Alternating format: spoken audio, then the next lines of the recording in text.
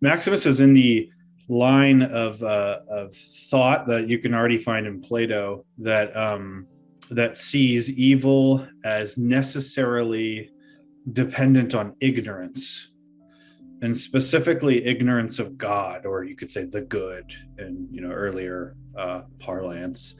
And that's for a few reasons. One reason would be that if God is the good, and you could fully know God without any element of error or ignorance or distortion, and you could still resist or not want God, then that would make God not the ultimate object of your own will, your rational will.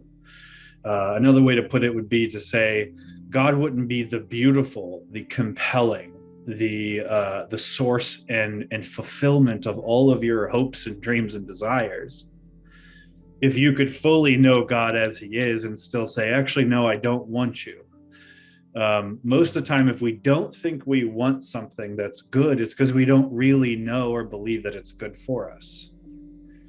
But seeing something is good for you, or seeing something is beautiful, or seeing something is lovely, seeing it and wanting it, or loving it, or desiring it, or recognizing it, they're all one and the same thing. And so if you could see God, who is supposed to be the good, the beautiful, love itself, fulfillment of all possible desire itself, because He's the source of all possible desire. If you could see God and know God fully and reject Him, you wouldn't be, he would be insufficient to fulfill your own desires. And so in some sense, wouldn't be the source of your desires, so that your will would be, as it were, something like not His full creation. Like there's something in you that resists God because it's almost as if God is alien to that thing. And what is that thing? It would be created by something else or come from some other place. But if God really is the one true source of all true rational desire, then knowing God and loving God are one and the same thing. Maximus argues that at length in Ambiguum 7. But then the flip side of that would be then that if you don't, I mean, a lot of people say, like, even like when Socrates says at the end that I don't think the truly good man could ever be really harmed, people are like, oh my gosh, what is this weird idealistic? It's a similar point, he's just making it a different way. That you would love virtue even if it causes you physical harm, because you realize that true happiness isn't in physical happiness or pleasure, it's in actually maintaining your character or virtue, clinging to the good. Well, that tradition is in the Greek fathers as well, it's in Maximus. But I think the common retort to that whole way of thinking about evil is, well, hold on a second, like it looks to me like a lot of people choose evil all the time and they know that, so they're guilty of that. And so it seems just obviously wrong to say people only choose evil and choose to sin in ignorance. No, they know what they're doing and that's why they're to blame, etc., etc. I think the response to that would be, other than the one we've already said, which was, well, if that were ultimately true, like in a final way, then God would prove to be insufficient as the fulfillment of all desire, and so not really truly the source and perfection of our own happiness, which sounds kind of problematic.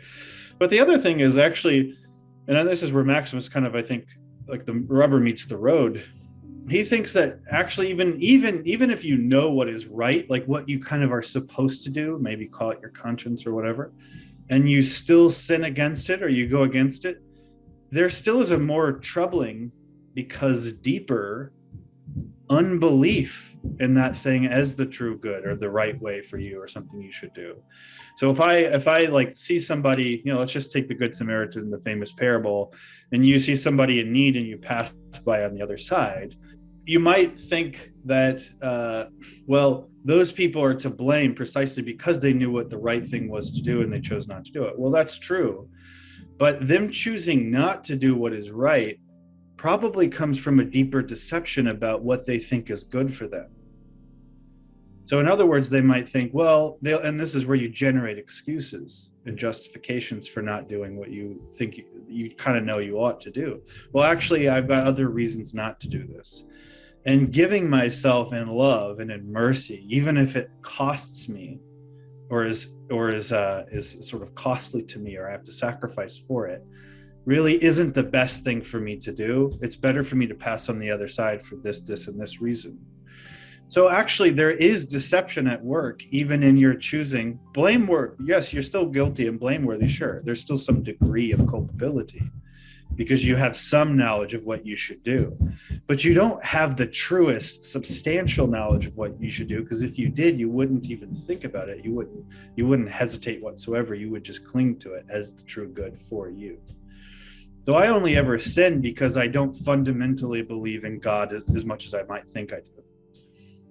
I only ever sin or do evil because I don't fundamentally believe Jesus when he says, if you want to gain your life, you must give it away.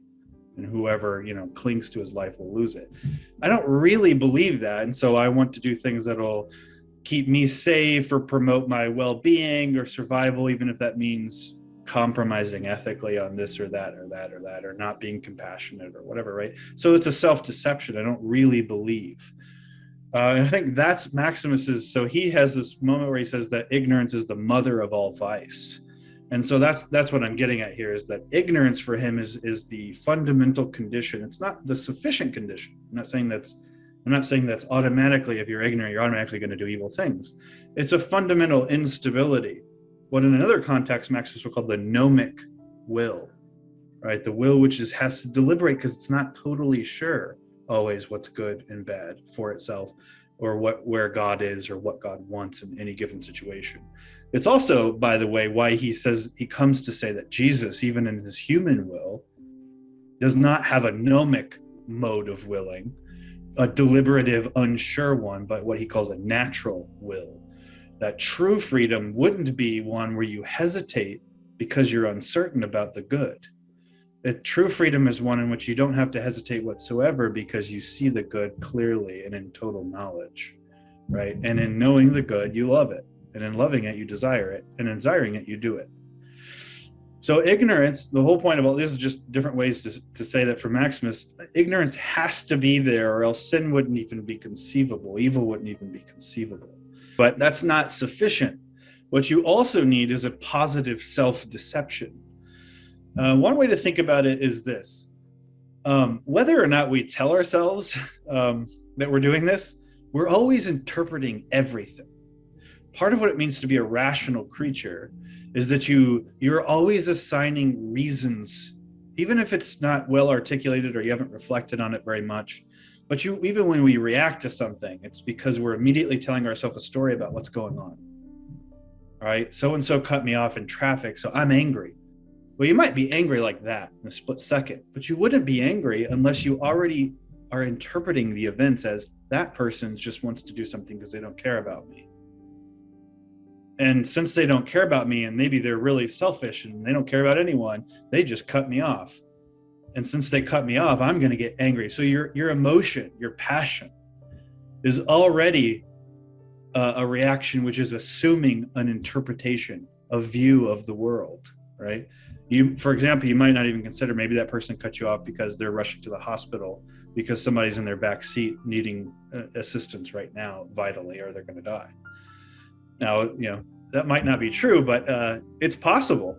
And we just have to, in the quick split second, you've chosen a different interpretation of things, right? And so it's not just ignorance about what's going on. I'm not sure what's good, what's bad. It's also sort of positive ignorance about what's happening right before you, even in what you're reacting to in the moment. And what you're reacting to in the moment is already dictated by the way you're viewing everything, from yourself to what's happening before you, to who you truly are, to who God ultimately truly is and what he is like, to what this world really is and what it's for, where it came from. The whole thing, we don't think about this hardly ever, but the whole thing is a complicated interpretation or story that we tell ourselves about the world, God, and ourselves. And it's only in that rational context, this picture of the world, which is a story or an interpretation, that we're reacting and acting in it. And so that Maximus, one way to refer to that, Maximus will talk about is like fantasies, fantasia in Greek, like pictures that are intellect. It's a explanatory pictures of the way things are. And so it's not just ignorance that you need, You also need an actual interpretation of the world, which, because it's wrought in ignorance, it could be more or less accurate, but will almost always be slightly wrong, erroneous, mistaken. And so you have but insofar as it's a mistaken view of the world, another word for that is just a deception. But what we do is, since we can't help but act according to how we interpret everything, what you do when you act is try to actually bring about, or to realize, or you might say to incarnate, the very picture of the world that you have imagined to yourself. So if you think you're really, really important, maybe we call this the vice of pride or something, you think you deserve all kinds of respect, you think you deserve people to move out of their way, bend over backwards to serve you, to give you compliments, or whatever it is you think. And if that doesn't happen, you're going to react in such a way that you want to make that the way things are, right? You want to say, no, I deserve this. So you're going to tell me this, or no, you're going to give me my respect. So you're trying to make the world conform to your image of the world. You're trying to make the world conform to your image of yourself. You're trying to make the world conform to the image or interpretation you have of God. And so every act is an act of incarnating or bringing into being, embodying a vision or a fantasy of the world.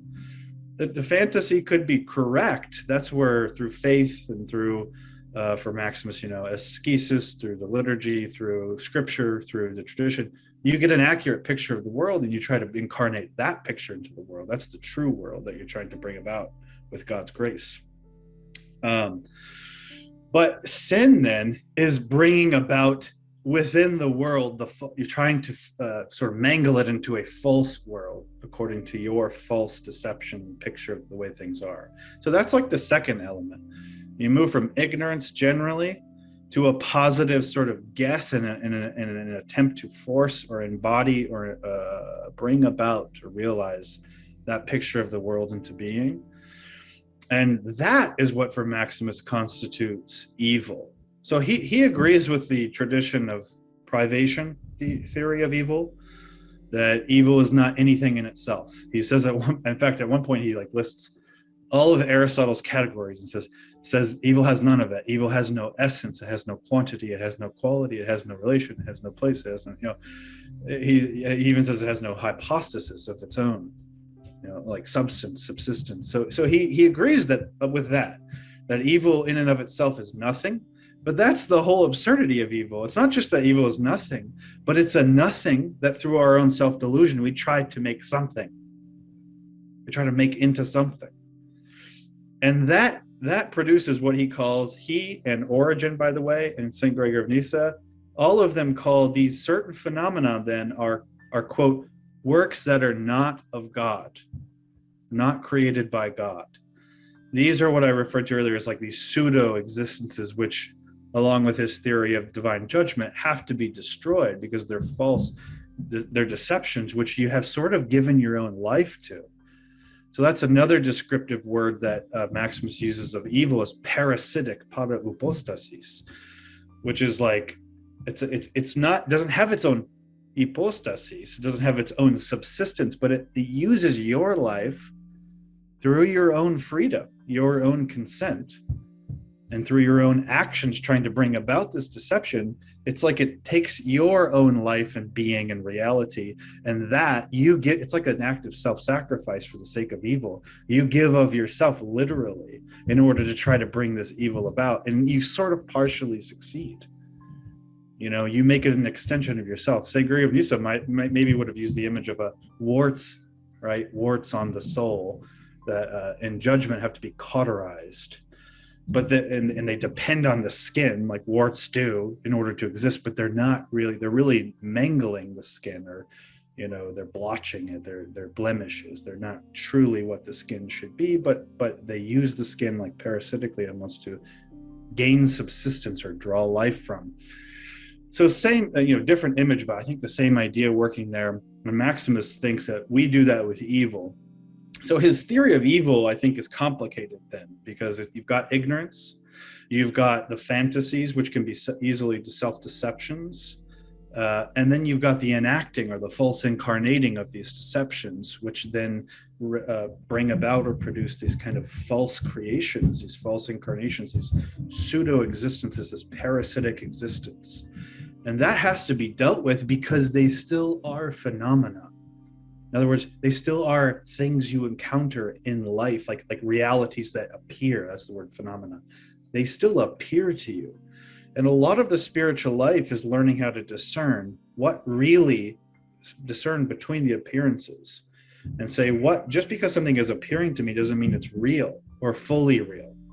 And so you have to discern what is real, what is not, or more often probably, how much of this appearance is real and how much is contaminated by deception or fantasy. And that of course starts with ourselves, in prayer and sort of, Lectio Divina or whatever you do, in meditation and contemplation. Part of what you're doing is not just trying to see greater or higher realities, but also see false realities as false. And so it's working through various appearances that come to us in many different forms and from different directions to try to decide what is truly a work of God that I should contribute to, and what is not a work of God that I should resist, and actually in that sense cooperate in God's judgment against it, to destroy it, to deprive it of life so the true life can come forth. So that in a nutshell, I think is his theory of evil. Now, if you wanted to ask even further back, like, well, where does this come from? Like, was there an angelic fall prior to humanity for him? Even like, what is his view on Adam and Eve? Was there a pre-fallen pristine Garden of Eden, like literally on earth? All of those are fraught questions when it comes to Maximus, because once again, he's a complicated thinker.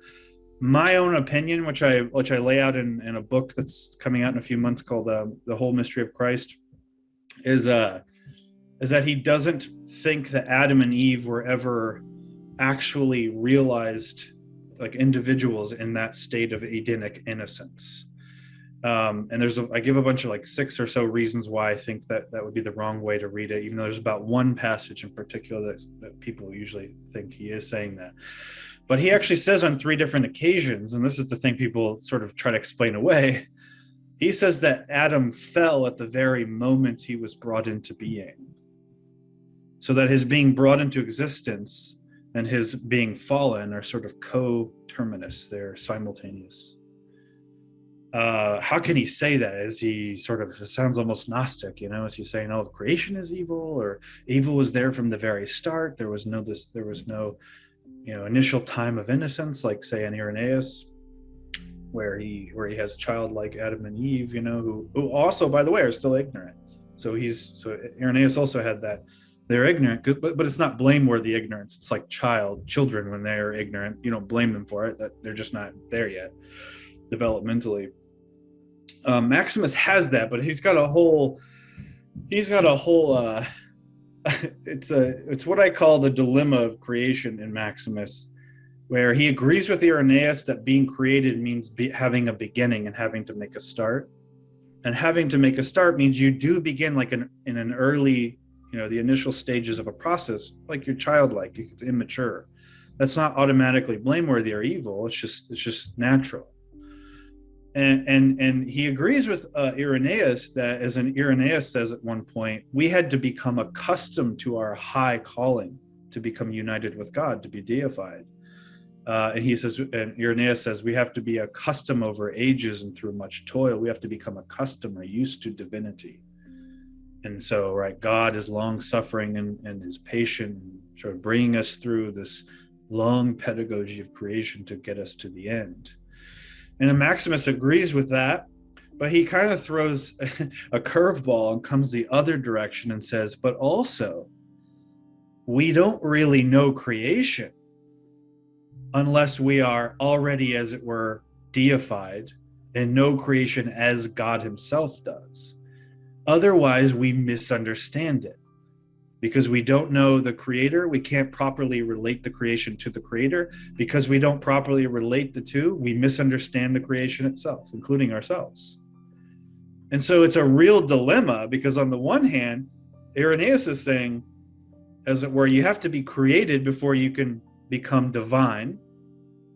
You have to get used to divinity, so it has to unfold over all these stages, and it's childlike growth. And Maximus is saying yes, but also you can't really know creation and therefore become truly created unless you're already divine, because you're going to make errors. So you're really caught here. I don't think that's a full explanation. I wouldn't call that like a full-blown theodicy, which is here's the explanation for evil, but it's a kind of clearer picture of the conditions of evil, how evil could even arise, even though evil in itself is nothing, and it's generated through our own self-delusions or errors about God, the world, and ourselves. So as for angelic fall, he doesn't say much about it, to be honest. There is no like one passage I would point anybody to say, hey, that's his answer right there. It's pretty clear. I would only make one point really about that. Everything I've said about ignorance and self-delusion and so forth, even though Maximus doesn't make this clear, it must also apply to angels, because he does explicitly say in at least two passages that I'm aware of that angels did not know God fully, and that they learn, I think through the Incarnation, they learn that God, for example, is triune, was three persons. So they have some ignorance of God from the start as well. And if that really is one of the necessary conditions for evil, then angelic ignorance, even though they might know far more than us by comparison, angelic ignorance is still there. And so the conditions for evil, or the possibility of evil and delusion and so forth, are there even for angels. But we don't get a full-blown explanation or an account from Maximus the way you will from other figures.